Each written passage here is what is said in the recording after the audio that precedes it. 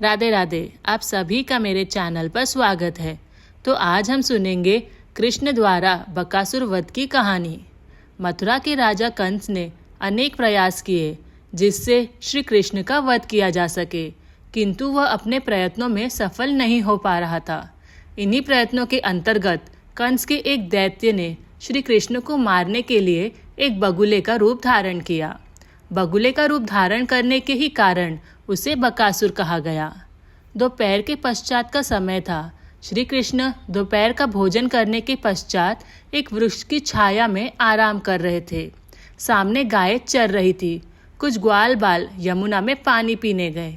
ग्वाल बाल जब पानी पीने बैठे तो एक भयानक जंतु को देखकर चिल्ला उठे।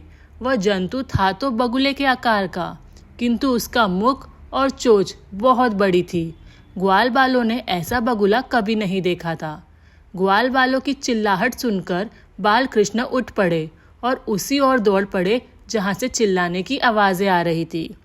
बाल कृष्ण ने यमुना के किनारे पहुंचकर उस भयानक जंतु को देखा।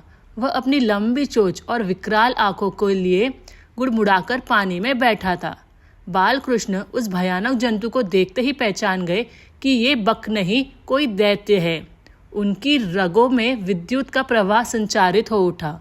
वे झपट कर बगुले के पास जा पहुंचे और उसकी गर्दन पकड़ ली।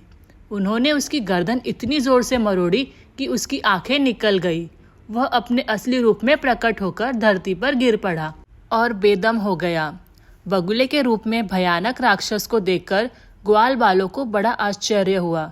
सबसे अधिक आश्चर्य तो इस बात पर हुआ कि उनके साथी कन्हैया ने उसे किस तरह मार डाला। वे अपने कन्हैया को देवता समझने लगे।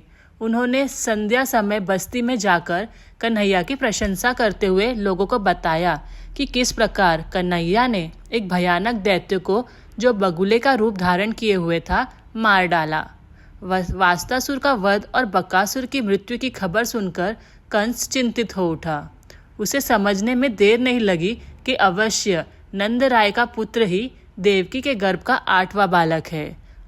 कंस कृष्णा को हानि पहुंचाने के लिए अपने दैत्यों को वृंदावन भेजने लगा।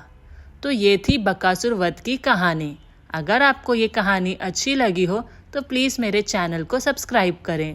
Thank you. राधे राधे।